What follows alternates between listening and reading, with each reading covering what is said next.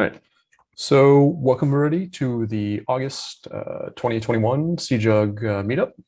Tonight, we're going to hear about the joy of product development with gRPC and type safety and end-to-end. Our presenter today is Konstantin, who's been a longtime member, and it's good to have him present. Okay.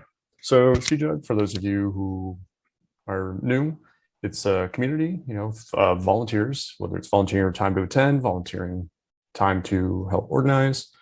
It's community, it's been in Seattle for quite a number of years. It's around the Java language, but we do have talks occasionally about other things. There's mentorship and career opportunities, and you get a chance to meet new people. If this is your first time, welcome. If you're a returning member, welcome back. We'd love to see you again at the next meetup and bring someone new. As I was saying, it is a community, it's a volunteer run. So if you'd like to volunteer and help out, feel free to reach out to any of the organizers, myself, Joni, Sam, Nimrit, or the leadership at cjug.org.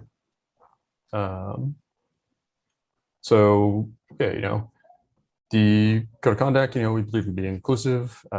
Be curious, ask questions, but avoid assumptions. Continue to grow trust, empathy, and friendship among your fellow community members. And be polite, have positive intent. In other words, just be nice, right? This is actually a little out of date. We're above 2,200 members now. So we'll probably continue to have virtual meetings the rest of 2021 with the way things are going. But it is an opportunity to have those meetings. So upcoming events. I don't remember what's scheduled for next month, but I believe it should be the normal third Tuesday, right? I don't know if Nimrit, if you know off the top of your head. Yeah, I'm pulling it up right now. Give me 1 second here. And yes, I think it should be scheduled for our regular time. So on September 21st, we have a talk on detecting complex code patterns using semantic grep. So there's a fast and open source static analysis tool called semgrep that was developed at Facebook, and that's what that talk's going to be on. We'll go ahead and get the word out after this meeting here on the meetup mailing list and on cjug.org. All right, great.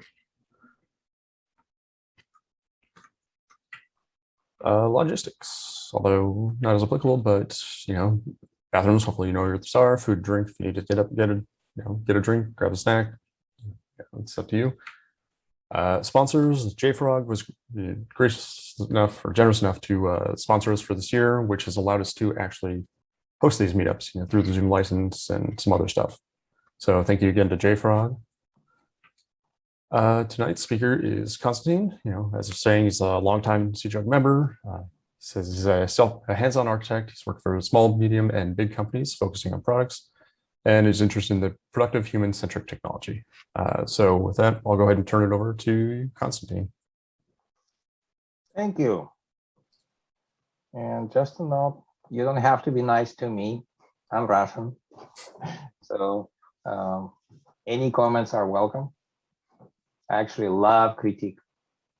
It's an honest critique, just love it.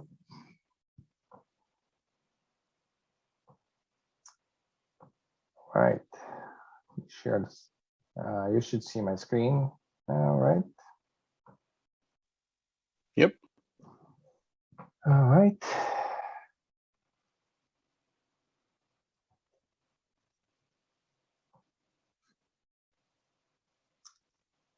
All visible, all good.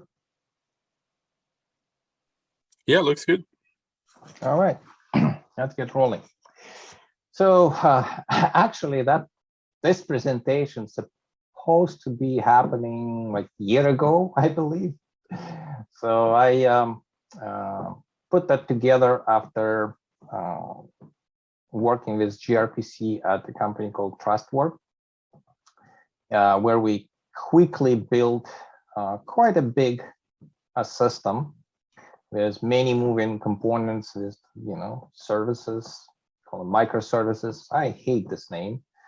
I prefer the right size services. So if it's a micro, so be it. If it's a medium, so be it. If it's a big one, it's okay too. But now I work for a company called Expansive, and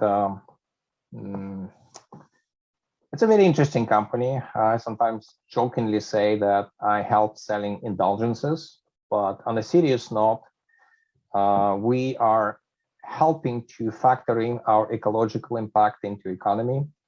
So we're in the business of facilitating changes of the carbon offsets, renewable energy credits, and other eco commodities between producers and buyers. It's very interesting work. I enjoyed, and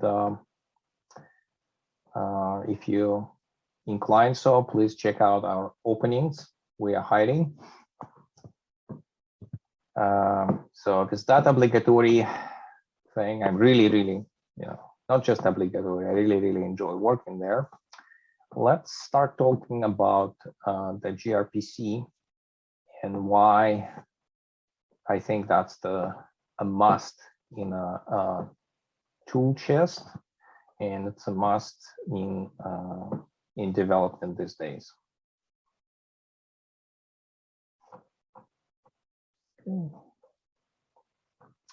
So our goal usually, the goal for me, at least as an architect, to drive the interface first architecture. Basically, I love when we can define a contract first before writing a single line of code.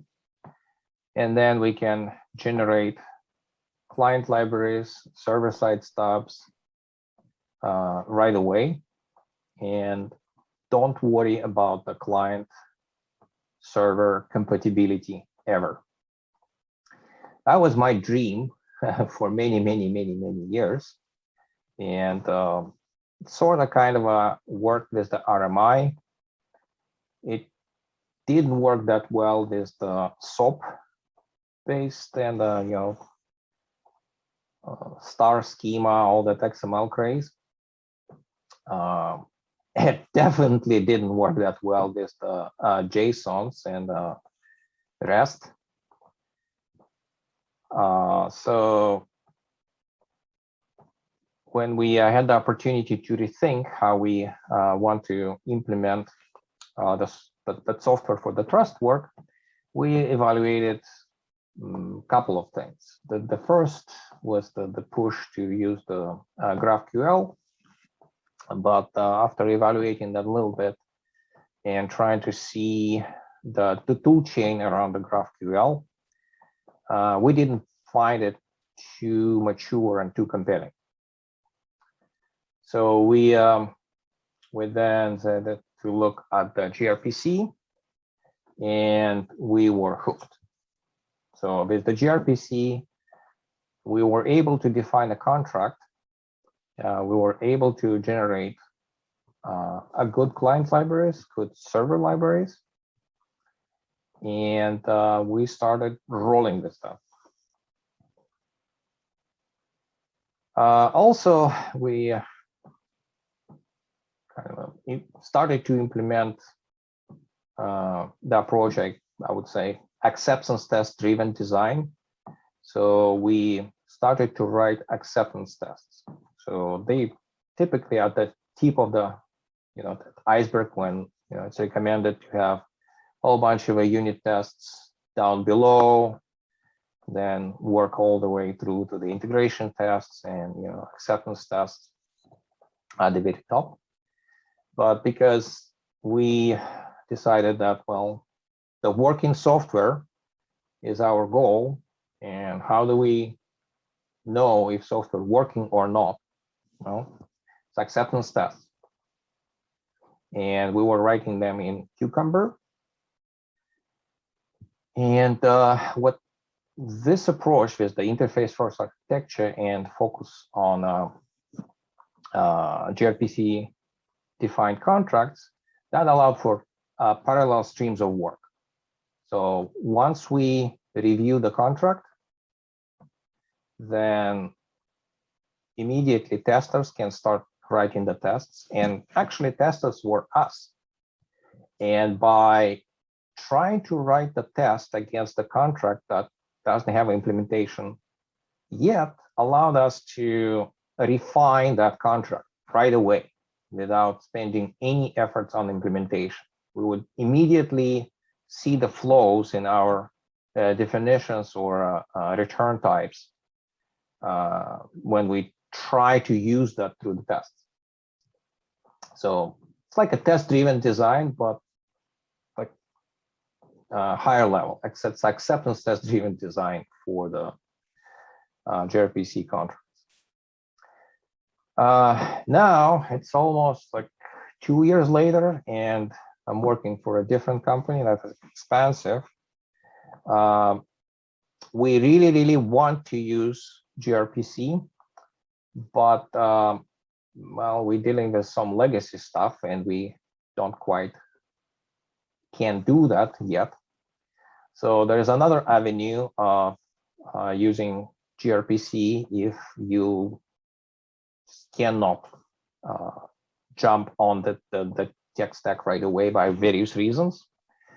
We define the APIs still in a proto, in a gRPC, but then we generate open API spec, and from open API spec, we generate, the documentation portal and the client and server-side libraries. Why would we do that? I'll touch on that later on later slides, but basically because I put that in my notes that I'm trying to build software for humans, and in my opinion, gRPC specs are much easier to read. So here on the left-hand side, you can see the just a little snippet of the proto. It pretty much looks like interface definition in Java, right? And we have a full support from the something like IntelliJ to navigate the code base and jump from one place to another. That's why basically we can look and reason about the contract much easier when we're using proto definitions than if we're using humongous JSONs or YAMLs in open API spec.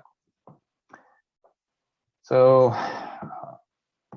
basically that gives us ability to jump back and start using the protos directly, or continue to use the open API specs, and pretty much in line with the way the ecosystem works. If we're working inside of the Google cloud, then once we define or implement the gRPC service, then we can basically click a checkbox and we will get a REST API and a REST client for free, doing nothing. Any questions so far?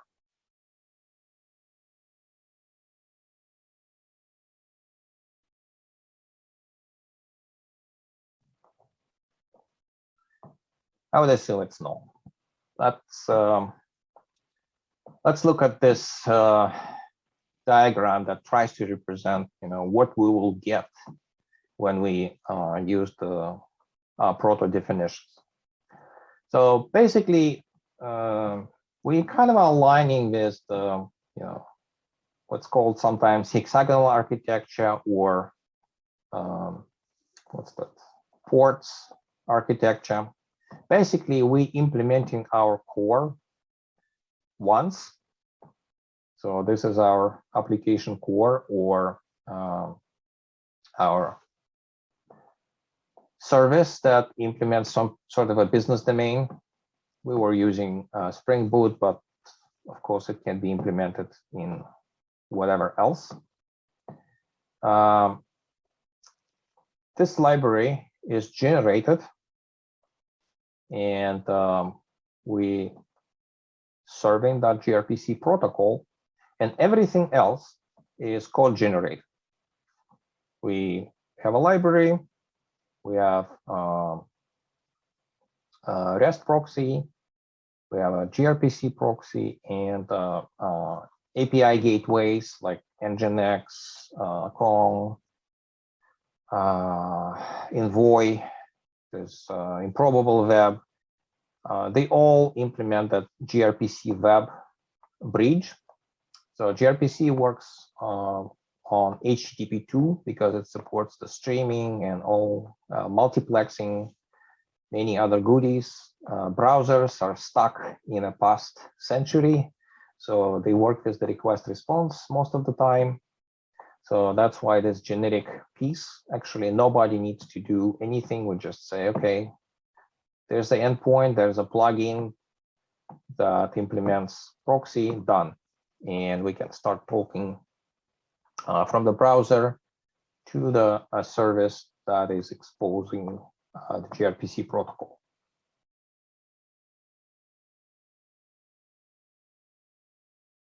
This is actually interesting observation. I might be a very being very draconian when I said no, we will go to gRPC. We had a little bit of a revolt from the UI folks because they wanted to see what's flying on a wire. And while with the gRPC web proxy, it's not entirely impossible to see what's happening on a wire, but it's not necessarily convenient. Depends on your project, or depends on your team, depends on your personal preferences. It could be a good thing or a bad thing. I consider that to be a good thing because UI folks had no ability to monkey around requests and start hand-rolling something. They were basically had to use a generated library. And because we use the strict versioning, so every time we follow this semantic versioning rules, and every time we update the contract, we would release the new library. And of course, what service, what version of the protocol service is promising to implement was visible in the documentation, and also was a reserved endpoint to say, okay, what you're running. So every single service would say, okay, I'm implementing contract version 1.1, 1.2, whatever. So most of the time, once we went through that initial hump and say, okay, just don't look at the wire. So the library is what you should use. It dictates the types. Oh, by the way, for the client library, we were relying on a TypeScript. So all the type information was available to the on the UI on the client. And of course, if we're generating Java libraries, Kotlin libraries, or what's not, because we used to. But I just want to say that we had that little bit of a struggle. So we have to educate UI folks how to work in the 21st century, how they should work with the predefined types and not try to hand code requests and manipulate the JSON that comes back from the server.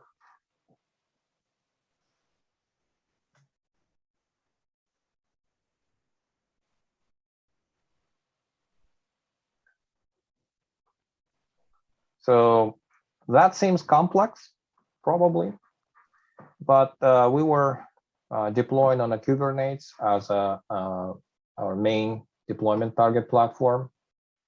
And because of that, and because we were utilizing the Helm charts, then all that was pretty much invisible to developers and consumers. We would basically generate, when we develop, we will say, okay, here's the service type library. We override the methods, basically implementing the methods, and produce the Docker image, and we update Helm chart variables to say this is the tag X, and it goes. Everything was happening automatically.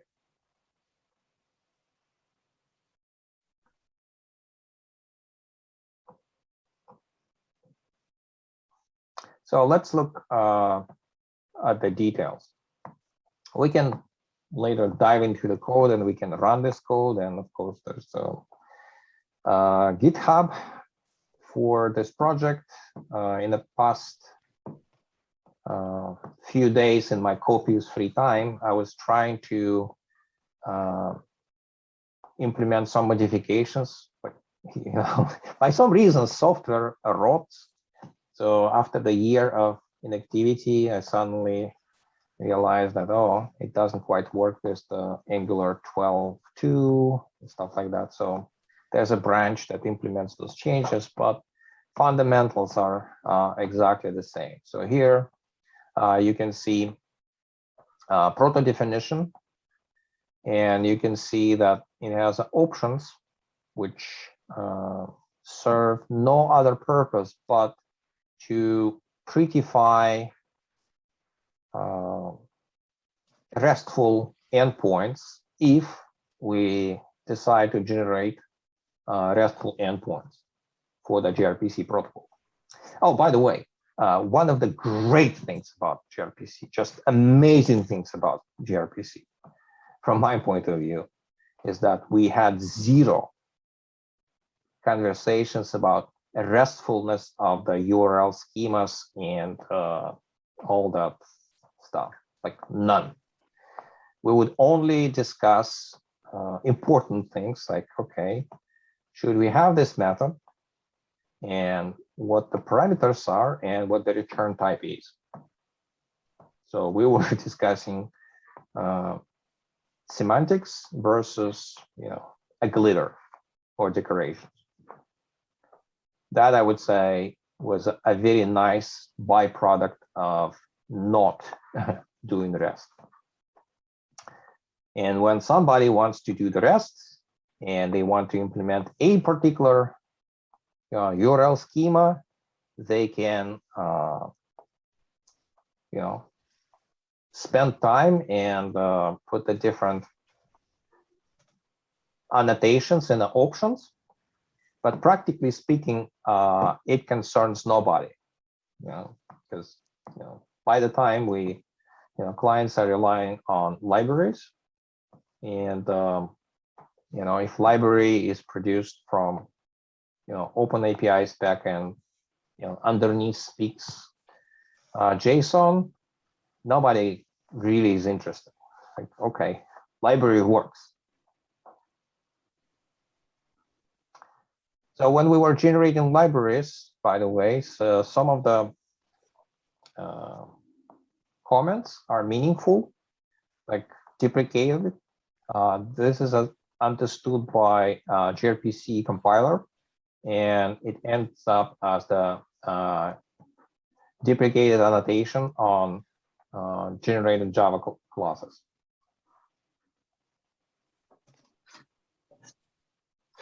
And when we were generating basically jars and NPM modules, then the documentation for that was also generated as part of the library, especially for the NPM. So again, UI folks cannot say they did not see the documentation because it's right there inside of the NPM and browsable from the NPM modules directory.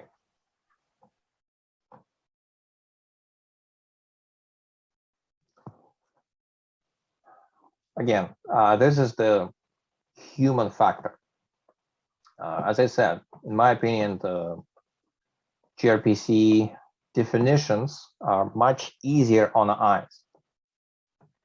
So it's much easier to look at them and do the code navigation. So here's the screen that shows how it's actually not quite obvious in IntelliJ. And to configure project-specific settings, you still need to go to kind of a general area for the IntelliJ itself. But nonetheless, once we add the master locations for the proto definitions, like those open API protos to support the annotations, the Google APIs, and others, then we can have a 100% code completion, which I try to illustrate here. And we have 100% code navigation. We can jump back and forth. We can import definitions, reuse them all day long, which is great. So Google spent years and years and years polishing their APIs, and they have the proto definitions for a lot of stuff. So like, they have a proto definitions for the dates. They all in the well-known category. Let me shut this down. Okay.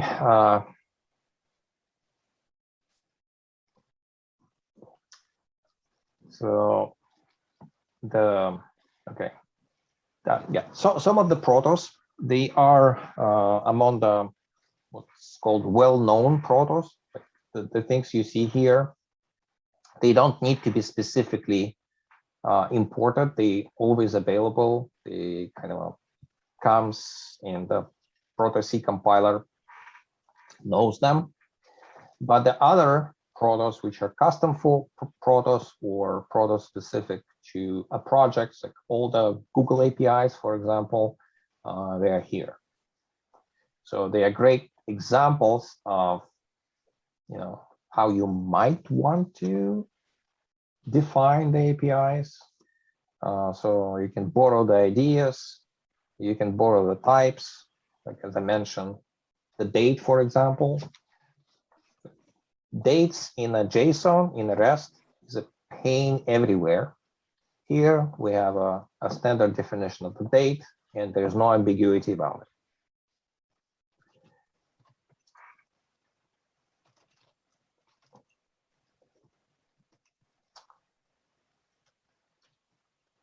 Okay, so this is just a slide that says, yes, the code generation works and works really, really well. Once we have the proto, we can package all the API, all the API tools into a Docker container, and then we run that against the proto definition, and we end up with a whole bunch of stuff that includes documentation in various formats. We can generate them in a Markdown, in a HTML, and there's a TypeScript library, there's Java, and whatever else we might need. Of course, we were focused on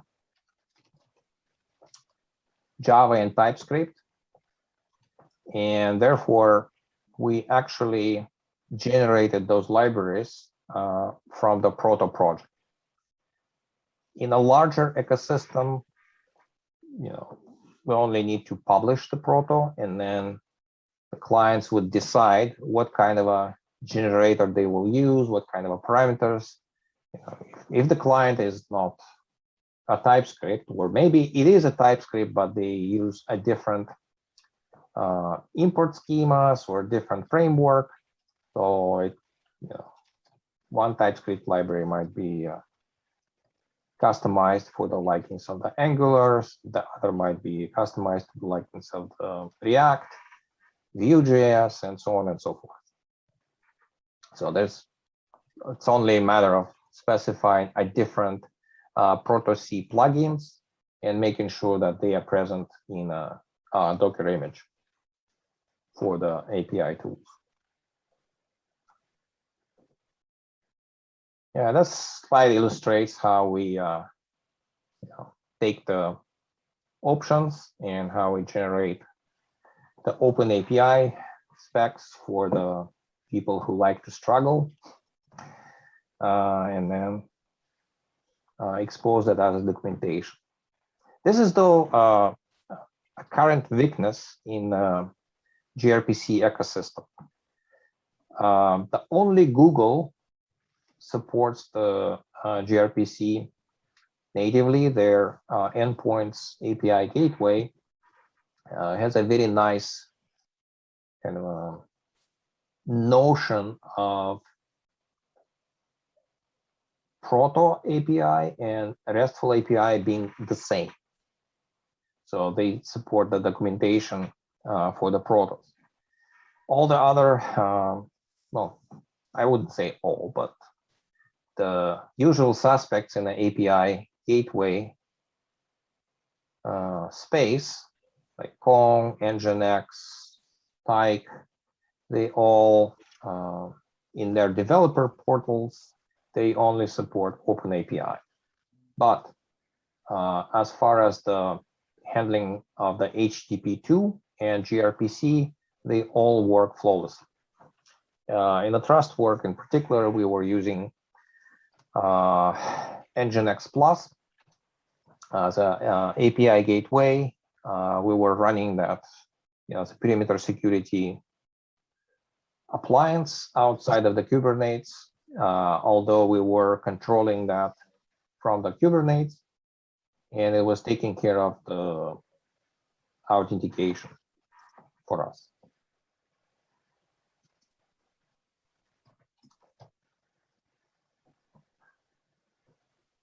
Okay, that's what I mentioned. The documentation is included into NPM modules. So UI folks cannot claim that they don't know how to find it, and they don't know how to check the versions. Versions are specified in the package.json, and they can see that and they can check what the server is returning.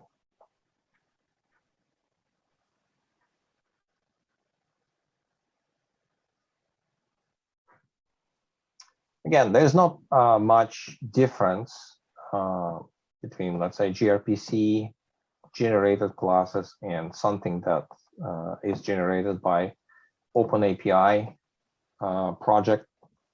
The OpenAPI, has lots and lots of generators, and it generates very similar classes that need to be extended for various frameworks, Spring Boot, Undertow, and you name it. It's a laundry list of them.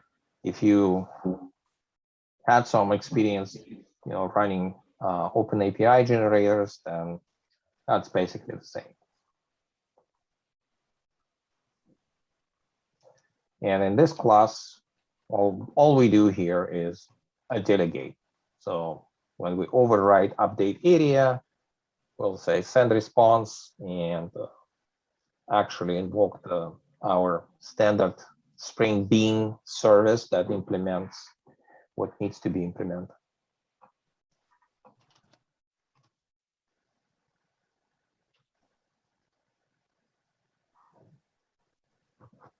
Full support from Spring Boot. So this label is actually wrong. This is the application.yaml that defines our clients and servers. Okay, and if you noticed, the extension is KT.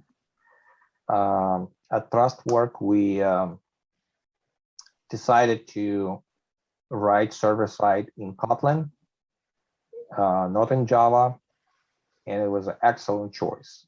I know I'm the Java users group, but kind of mentioned that it's also JVM. I would say Kotlin is a far, far superior language to Java. It's a really enjoyable language to work with.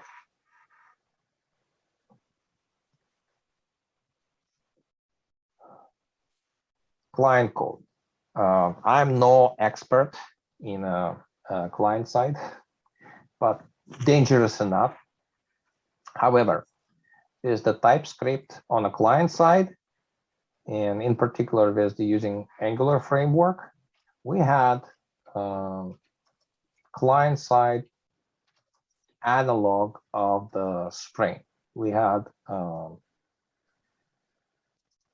dependency injection through the constructor dependency injection, and we have a full type support for all the classes. And compiler was checking that we are not making any typos, we are not making any mistakes, and we are not calling methods which do not exist. Basically, if it compiles, there's a really high chance it will run. Well, as far as protocol compatibility, we had 0 problems after ironing some wrinkles, which were totally our mistake in how we understood the code generators for the client side. So on the server side, on the client side, if you're a full stack developer and you're using the TypeScript in Angular, you will enjoy exactly the same conveniences as on the server side.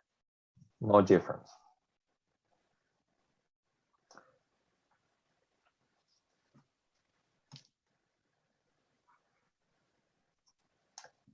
Yeah, this is again on the client side, but again to my earlier point of UI folks needed some re-education. This is one of those examples. We have to use our getters and setters for the properties of the objects, and it was not very well received by many UI folks. But in the end, once again, we went through the initial resistance stage, then definitely everybody started to see how it really buys us something. And that something was 0 worrying about, on a wire protocol, 0 worrying about renaming something. So one thing that is great in this tool chain and ecosystem is the change propagation. The change propagation can be well planned. For example, if we need to change the method signature or rename something, for example, we discovered that actually it was a typo, or we want to standardize on IDs to be capital D. Any such change can be really, first can be really simply evaluated by renaming, generating, and just looking at the number of compiler errors on the client side and the server side to gauge the complexity of the change. And then it's just a matter of making the change in the proto, recompiling, setting the new version, and then compiling server side and the client side with using dependency on the new version. So that was really working really, really well for us. So that project was really fast-paced. I mean, I would say even too fast-paced, but we didn't have problems of this kind. So we never ever needed to look at the wire and then realized, oh shoot, there's a typo. What's here? Yeah, it's a little bit of client side. Yeah, so again, one of the nice things about well, Angular in particular, it's very easy to create the custom components, understanding how to deal with particular types, and they would immediately break if we make incompatible change, or if we change something that is compatible, they will immediately adjust. So if we add more values into this enum, then this component will just work with the new version. The last reference point, well, kind of we had that long debate, because initially the team wanted to go GraphQL. As I mentioned, the evaluation of that GraphQL didn't show us a maturity of the ecosystem. And this is the link to the article that the people who did exactly the same thing. And it seems like a pretty widespread practice these days to use the gRPC for kind of east-west communication internally, and use REST or GraphQL for north-south communication, basically externally. I'm probably biased. I think that will change, because with the greater adoption of HTTP2 and mobile clients, gRPC really works well for that. There is no need to how to say that? There is no need to lower the bar just because we have to use the HTTP1 and request response. So that is end of the slides, and just as a kind of maybe proof that it's actually working. So here's that project. It's up and running. You will see areas, it works gRPC. So we can look at the network protocol. Let's say we create a new one and we define some area. And we'll say that's CJAG, okay? And let's say service area, and we'll say, okay. So here we can see those create areas, of course, the pre-flight and the create area. This is the gRPC. Now, request and response, they are not too useful, right? But the point is that we do not need to look at the wire protocol. We only need to look at the library, functions it provides. See, this is our client. If we go to the service, okay, client, and we have, all the things we define, they are available on the client side and of course available on the server side.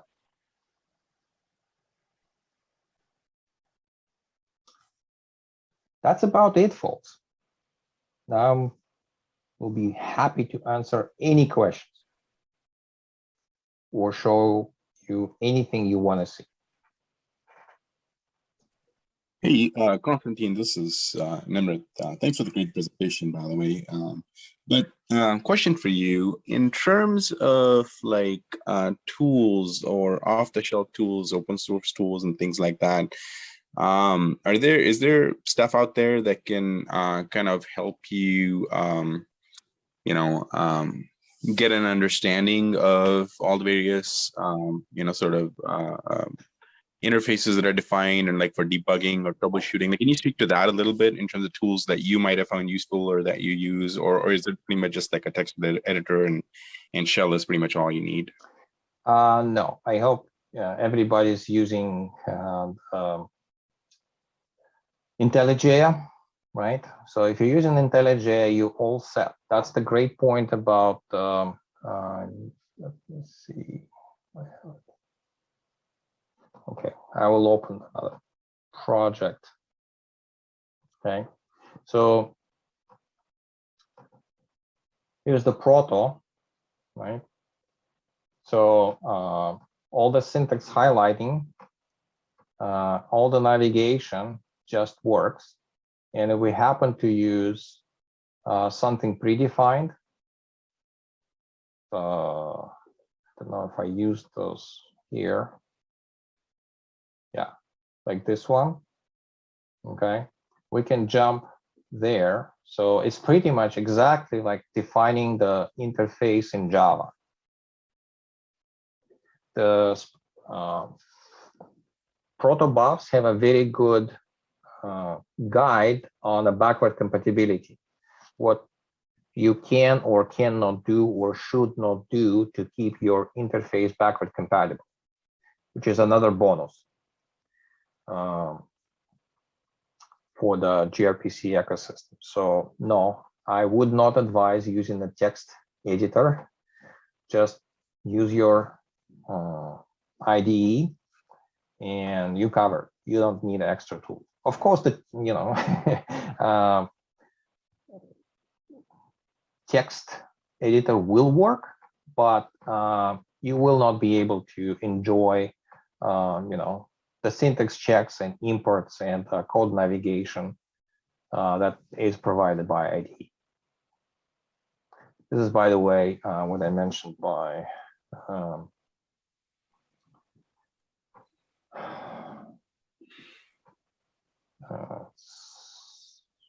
I can probably show you another project. All right.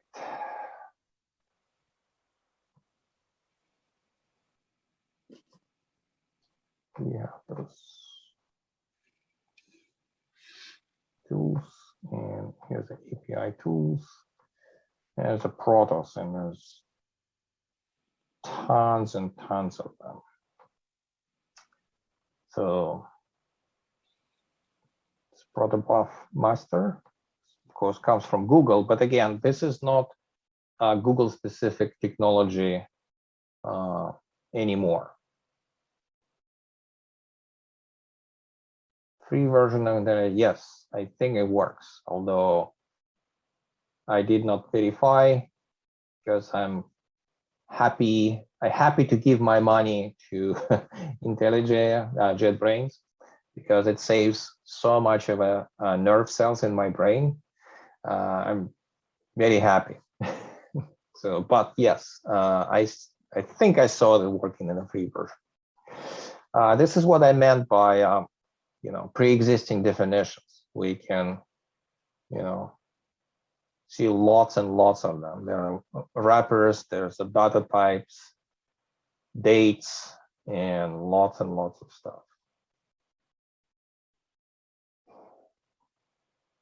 Cool, thanks.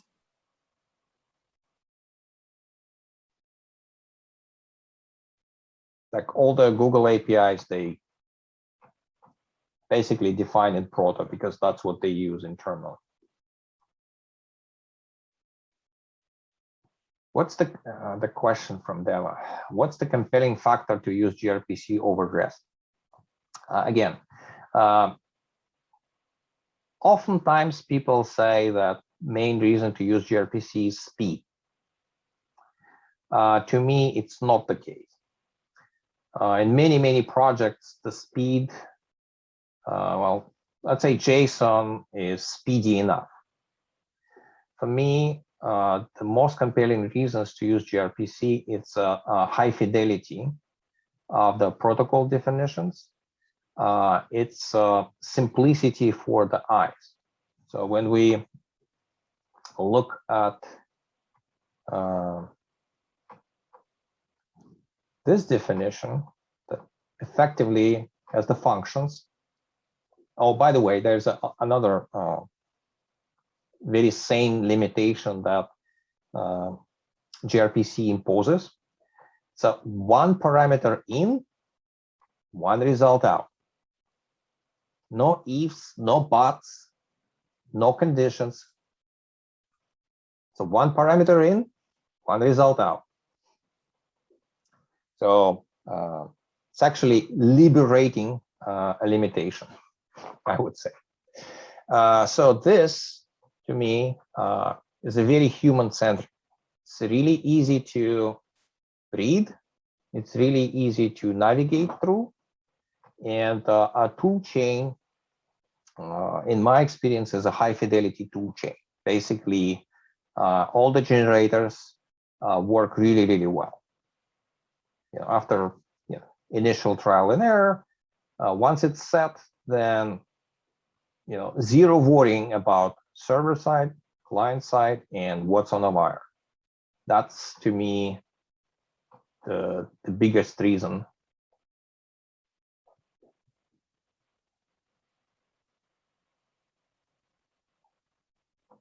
Bias towards backend developers.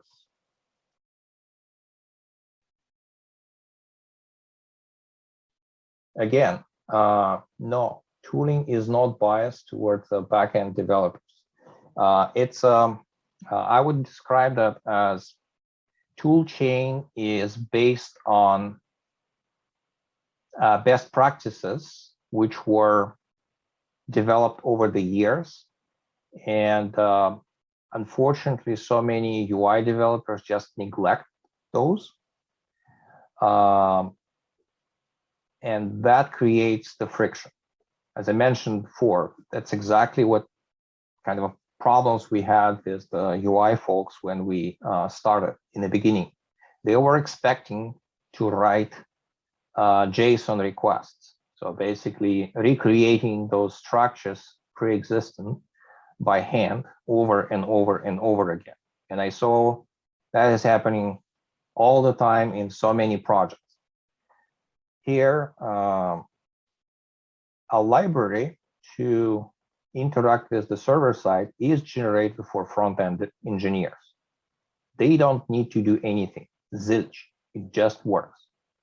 I would say, as a reference point, that's exactly what, for example, Amazon is doing. All the Amazon APIs are available as a RESTful endpoints, but I yet to see anybody using them directly. It's all through the libraries they generate and provide. It's either Java library or Python Boto or something else. So I disagree. Nested structures. Like, yes, we can. Let's do that right now. So we have organization, and there is organization type, and we can nest any other objects there, and we can nest. There's also a possibility of kind of a black holes when it's like placeholder, put your type here, but that's the stuff I really did not use, and I would be really hard pressed to say it is needed. Am I answering your question?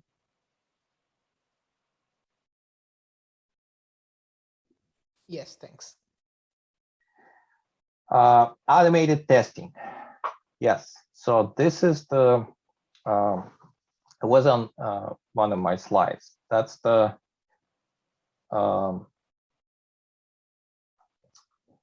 great thing about that, the gRPC. Basically, once we defined, the protocol, the client library is generated. So let's say we use, let's say, TypeScript for the single page application. We use Java on the server side. Now the testers, they don't need to use Java or TypeScript. If they use Python, then from the proto definition, the Python client library can be generated as easily. So they can start writing their tests in Python or any other language they want. Okay, is there any overhead drawback in gRPC that you don't like versus REST?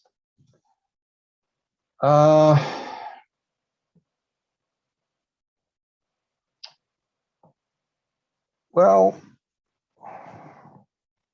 me, no, but I have to admit that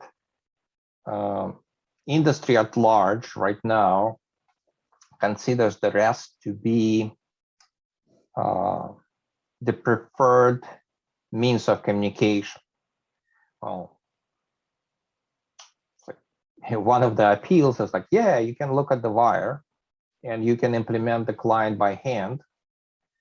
Well, to me, it's simultaneously are big deficiencies. Most of the time, you have to implement the client by hand, and you have to look at the wire because all of a sudden, you know, a service changed the contract. They renamed something or you know, shuffle things around.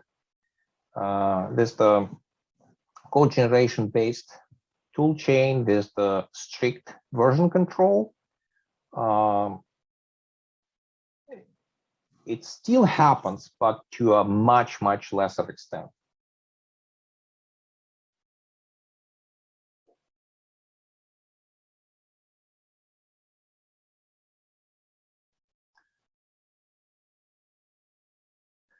So there's a message from Val over the REST with libraries. Yeah, that's basically what we are doing in Expansive right now. We decided to define our APIs in a protobuf in a gRPC, basically, but we expose the RESTful endpoints because of the ecosystem and because, you know, some folks think that that's better. So in my opinion, it's just a longer tool chain. Once it's kind of a polished and it's working, it's okay. The problem is that you can't see things on a wire, and it creates a temptation to modify that and be too smart, I would say.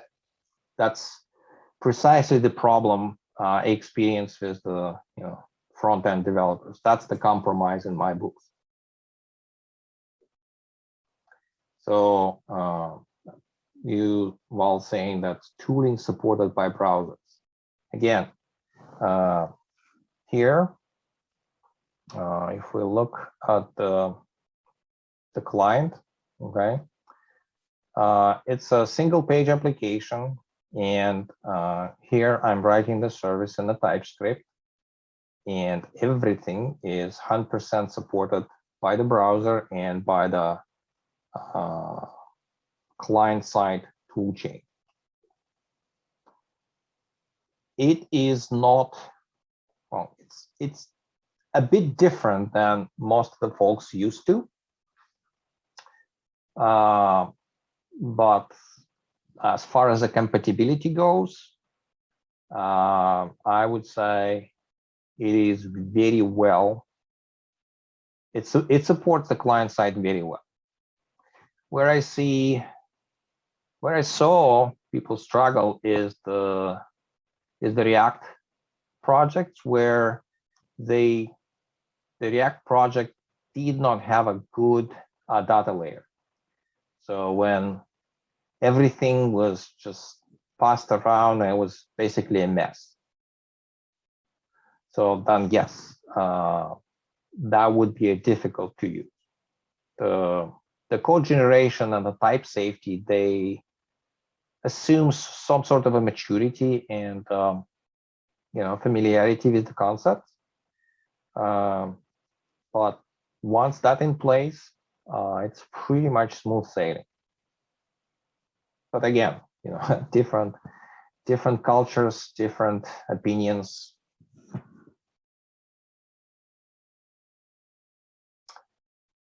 Okay, did authentication authorization create any challenges when implementing automated integration tests?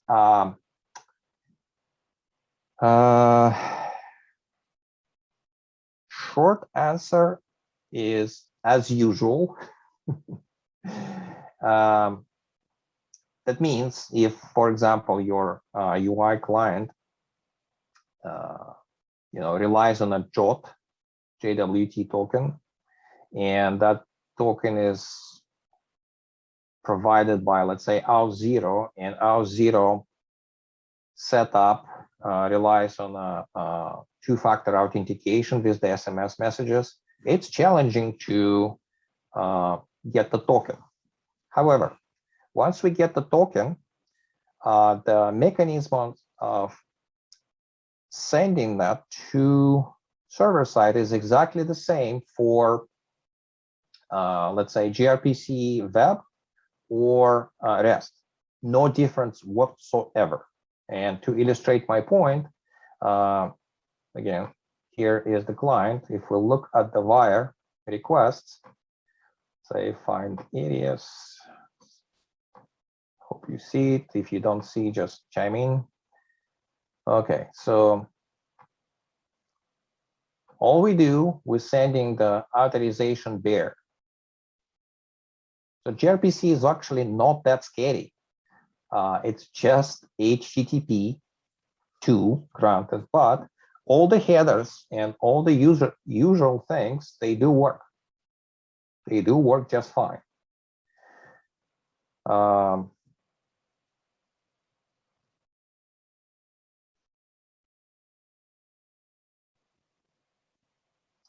So then basically, once you get the token, then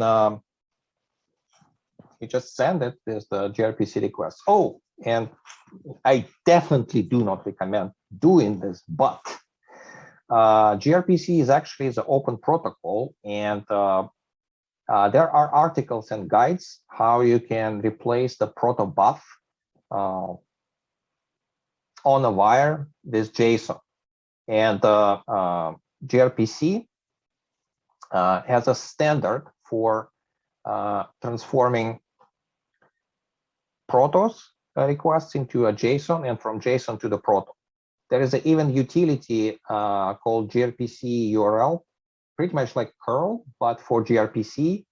And it allows testing gRPC services, sending requests to them with using JSON format. So again, yeah, that tool chain is here, and it's quite convenient.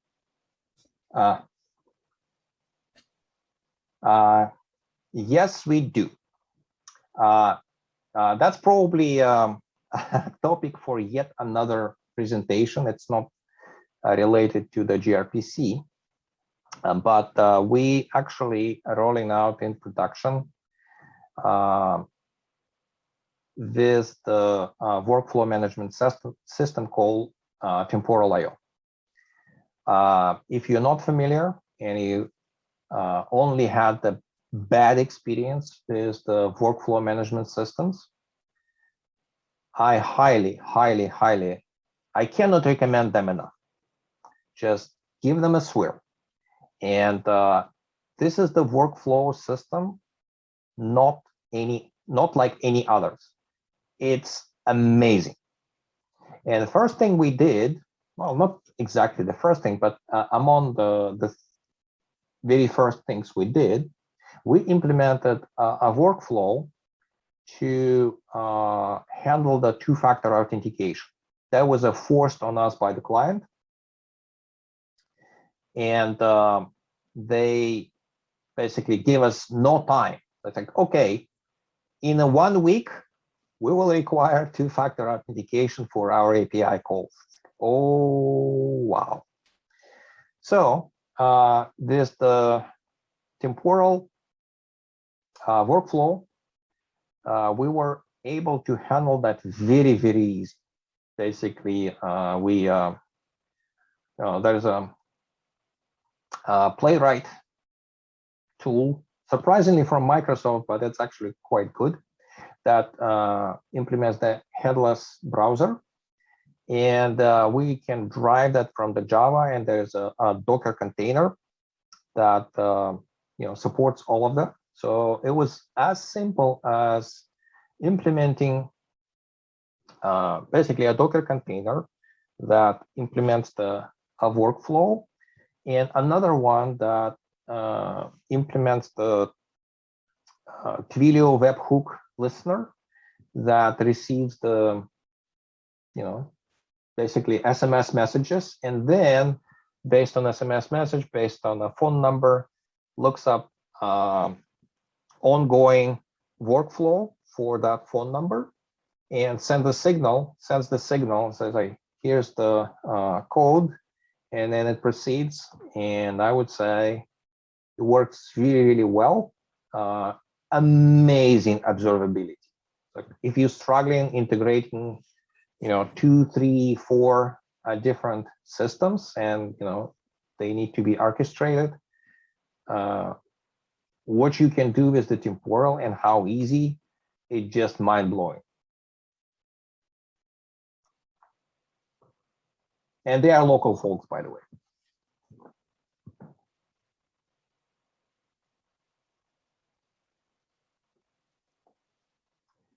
I see the note from Wal that there's a third-party plugin for debugging gRPC calls. I know it's very hard to believe, but there is no need to debug them. Zilch. It just works.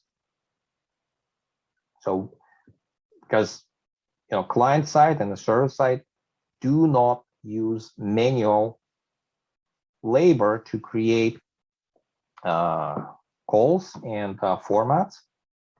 Really, we never ever needed to look at the wire and debug the calls themselves. All we need to do is, put the basically, speaking of the debug, okay. So let's say we had concerns about, how this call works, okay. So what we will do, we'll just say debugger, and browser will stop, and we will just use the normal debugging tools to interrogate the request. And similarly, we can do for the result. Again, we're debugging at the much higher level. So we still need to debug just to make sure that, we receiving the data and all the fields are populated and the values are correct. But it's a much higher level than on a wire protocol, like gRPC call.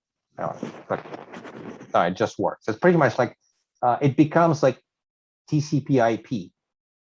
Yeah, you can, use the Wireshark to debug the TCP/IP, but 99.9% of the time these days, we just don't do that. It just works. That's the kind of experience I had with this project. That layer gave us zero headache. It was just working. All right. Any last questions before we wrap up?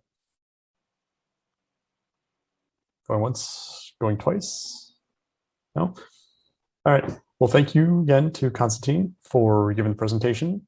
Finally, right? You're saying it's a year overdue, so now we actually have Thank a way to you have these guys meetups again. for the interest and attention.